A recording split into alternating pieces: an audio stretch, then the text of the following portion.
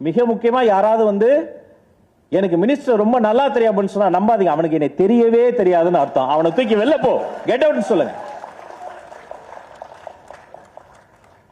நீங்க மட்டும் இல்ல, எனக்கு பின்னாடி நிக்கிற மாண்புமிகு தமிழ்நாடு முதல்வர் சி ஜோசப் விஜய் என்ற மாமனிதர் என்ன பண்ணா அந்த லீக்கேஜ் க்ளோஸ் ஆகுமோ, என்ன பண்ணா இவங்க வந்து கவலைப்படாம இருப்பாங்களோ அதை பண்ணுங்க. எங்கேயும் லஞ்சம் லாவணியம் வேணாம். என்னங்க வாழ்க்கை, 4 இட்லிக்கு மேல சாப்பிட முடியாது. முடிந்த அளவுக்கு கொஞ்சமாவது ஃபீஸை கொஞ்சம் கம்மி பண்ணுங்க. அந்த ஏழை குழந்தைகளுக்கு ஒரு வாய்ப்பு தாங்க. உங்க ஸ்கூல்ல சேரட்டுமே.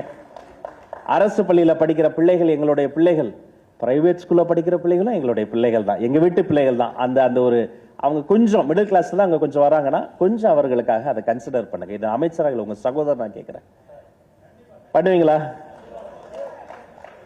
நல்லது பண்ணணும்னு நினைச்சா ஏன் சார் காசு கிட்ட மிரட்டுறாங்க? அப்புறம் அந்த காசு எப்படி அவங்க வாங்குவாங்க? அது கடைசியில குழந்தையின் தலையில தானே போய் விடும். அந்த கண்ணீரை துடைக்க முடியாதா நான் காத்திருந்தேன். நான் நெஞ்சம் நிறைந்து சொல்கிறேன், இனி ரெனவலுக்காகவும் என்ஓசிக்காகவும் யாருக்காகவும் எதுக்காகவும் 1 ரூபா நீங்க